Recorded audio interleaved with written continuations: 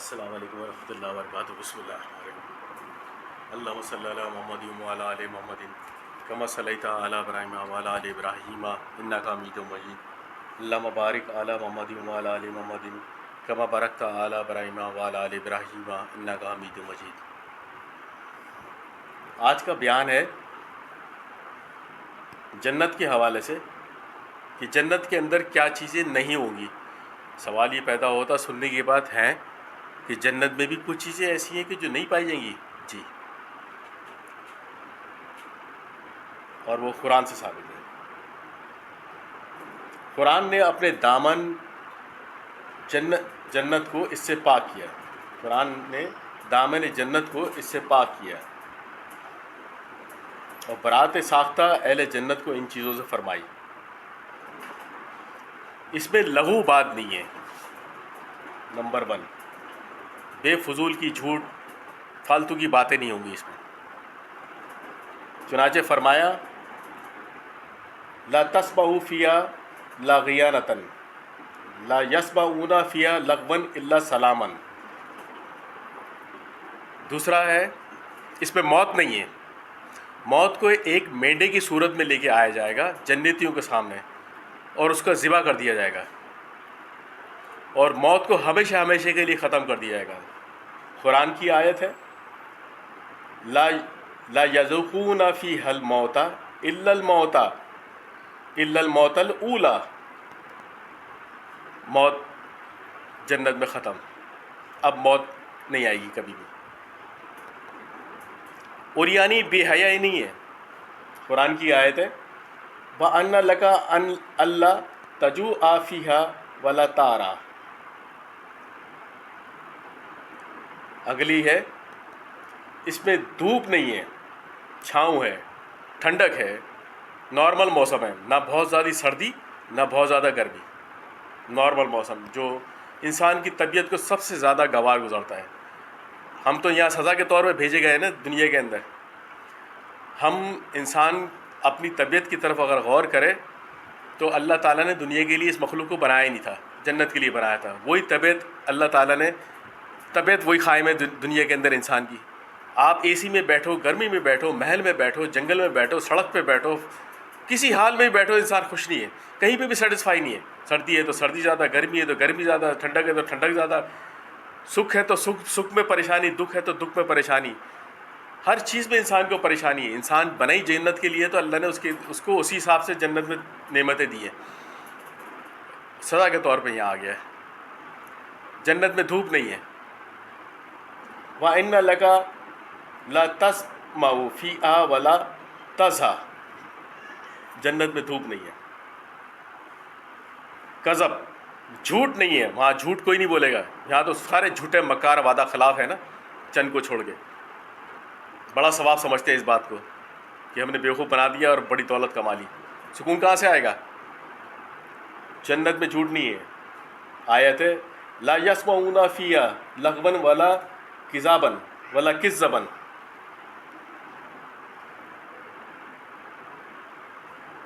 گناہ کی بات نہیں ہے. کوئی ایسی بات نہیں ہوگی، کوئی ایسی شر کی بات نہیں ہوگی جس کے اندر انسان گناہ کرے گا. کوئی گناہ کی بات نہیں ہوگی، کوئی گندی بات نہیں ہوگی، کوئی فحش کلامی نہیں ہوگی. لا یسمعون فیہا لغوا ولا تأثیما الا قلیلا سلاما سلاما. آگے ہے سردی اور گرمی، نہ بہت زیادہ سردی، کیا ٹھٹر کے مر گئے، برف باریاں ہو رہی ہیں. یہاں تو چین ہی نہیں ہے نا. اتنی سردی کہ سردی میں دوزخ بن جائے. گرمی نہیں ہے. گرمی ہے تو اتنی گرمی کہ چربیاں پگھل جائیں انسان کی. آج کل تو حالت یہی چل رہے ہیں. اس میں تکلیف نہیں ہے. تکلیف کو دور کر دیا ہے، خروج کر دیا، بے دخل کر دیا. آیت ہے لا یمسہم فیہا نصب وما ہم منہا بمخرجین. یہ صفات ہے جنت کے، یہ صفات ہے جنت کے، یہ وارد ہوئے ہیں قرآن عظیم میں. یہ چیزیں جنت میں نہیں ہوں گی. اور یہ ساری چیزیں ایسی ہیں جو کہ دنیا میں پائی جاتی ہیں اور انتہائی تکلیف کا باعث بنتی ہیں. اگر ہم ان چیزوں کو بھی غور کریں کہ جھوٹ، فحاشی اور یانیت، بے لغو باتیں، تو بھی بہت حد تک ہمیں دنیا میں بھی جنت کے کچھ نہ کچھ تو نظارے ہو ہی جائیں. لیکن یہاں کہاں چین ملتا ہے بغیر گناہ کیے انسان کو؟ بھگتو، سردی بھی بھگتو، گرمی بھی بھگتو، عذاب تو پڑے گا نا پھر. ترمذی کی حدیث ہے 2523 جنت کے درختوں کے بیان میں.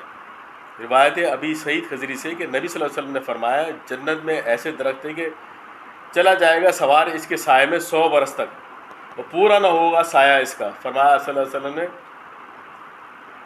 مراد ذل ممدود ہے جو قرآن میں مذکور ہے، وہی سایہ ہے. یعنی اس کے اندر بتایا جا رہا ہے، اس کے اندر کہ ایک تفصیل کے اندر یہ ہے کہ ہٹا گٹا گھوڑا جس کو پہلے خوب کھلا پلا کے تگڑا کیا جائے، جب وہ خوب جاندار ہو جائے تو پھر اس کو بھوکا رکھ کے اس کو کمزور کیا جائے، دبلا پتلا کر دیا جائے، لیکن انرجی اس کے اندر وہی رہے گی. جب وہ دوڑے گا تو میزائل کی طرح نکلے گا، F-16 کی طرح نکلے گا. اور جب وہ اپنی دوڑائے گا تو 100 برس تک بھی وہ درخت کے سائے کے نیچے دوڑتا رہے گا نا، تو سایہ ختم نہیں ہوگا. ایک درخت کا سایہ ہے یہ. روایت ہے 2525 ابو ہریرہ رضی اللہ تعالیٰ سے کہ کوئی درخت ایسا نہیں کہ جس کا تنا سونے کا نہ ہو. یہاں ایک مسور کی دال کے برابر بھی کسی کے پاس سونے کی کوئی چیز آ جائے تو اس کا زمین پہ پیر نہیں ہوتا. سونے کی اتنی قدر ہے وہاں پہ. یہ اوقات ہے کہ وہاں پہ سونے کے تنے جو ہے وہ درخت کے تنے جو ہے سونے کے بنے ہوئے. مشک وہاں کی زمین ہے، موتیاں وہاں کی کنکر پتھر ہے. وہاں پہ صرف سونے، چاندی، ہیرے جواہرات اور موتی، اسی نیچے سے کوئی بات ہی نہیں ہے وہاں پہ.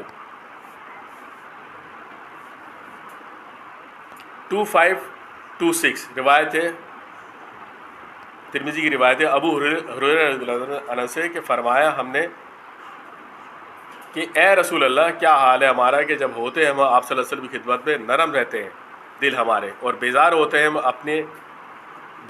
ہم گناہوں سے. آپ صلی اللہ علیہ وسلم سے فرمایا یعنی دنیا سے ہوتے ہیں ہم بیزار، اور ہم اہل آخرت کی جو ہے اس کو یاد کرتے ہیں، ہمارے دل میں رہتی ہے. پھر جب ہم نکل جاتے ہیں آپ صلی اللہ علیہ وسلم کے پاس سے اور ہم اپنے گھروں میں پہنچتے ہیں اور سونگتے ہیں، یعنی اپنے پیار کرتے ہیں اپنی اولاد کو، بیویوں کے پاس جاتے ہیں، ہم اپنے دلوں کو پس فرمایا کہ اس حال میں ہمارا دل نہیں رہتا جس حال میں آپ کے پاس ہم رہتے ہیں تو ہوتا رہتا ہے. تو آپ صلی اللہ علیہ وسلم فرمایا کہ اگر تم اسی حال میں رہو گے نا کہ جس حال کے اندر تم میرے پاس رہتے ہیں، ملاقات کریں گے تم سے فرشتے تمہارے گھروں میں، تمہاری راہوں میں، اور اگر تم اتنے اچھے ہو گئے نا تو اگر تم کوئی گناہ ہی نہیں کرو تو اللہ تعالیٰ لائے گا ایک مخلوق اور تم کو ختم کر دے گا، یعنی تمہارے سوا، کہ وہ گناہ کریں گے اور اللہ تعالیٰ اس کے گناہ معاف کریں گے. یعنی بات اس کے استغفار کے، یہ خبل اس کے کہ فرمایا کہ رسول اللہ صلی اللہ علیہ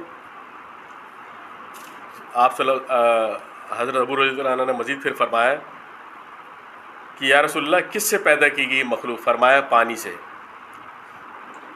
عرض کی میں نے جنت کا کہ وہ کس سے بنی ہے؟ آپ صلی اللہ علیہ وسلم نے فرمایا کہ ایک اینٹ چاندی کی اور ایک اینٹ سونے کی، گارا اس کا مشک اصفر ہے، اور کنکر اس کے موتی ہے اور یاقوت ہے، خاک ہے اس کی زعفران، جو داخل ہوگا اس میں عیش کرے گا، تکلیف نہ پائے گا اور ہمیشہ رہے گا، اور وہ مرے گا نہیں. اس میں نہ پرانے ہوں گے کپڑے اس کے، اور نہ اس کی زندگی کبھی فنا ہوگی، نہ کوئی جوانی اس کی کبھی فنا ہوگی. پھر فرمایا آپ صلی اللہ علیہ وسلم 3 شخصوں کی دعا پھر ہی نہیں جاتی، یعنی ضرور قبول ہوتی ہے. امام عادل کا، پتہ نہیں اس وقت کون ہے، اس کی دعائیں قبول ہمیشہ قبول ہوگی، عادل امام کی. صائم کی، جب افطار کرے، روزے دار کی، جب وہ روزہ کھولنے لگے اور جب دعا کرے تو اس کی دعا رد نہیں ہوتی. مظلوم کی بلند، جب وہ اپنی صدا بلند کرتا ہے مظلوم کی، اب اس کے پاس، اس کو پتہ ہوتا ہے کہ میرے پاس، یا اللہ میرے پاس اب تیرے سوا کوئی نہیں ہے.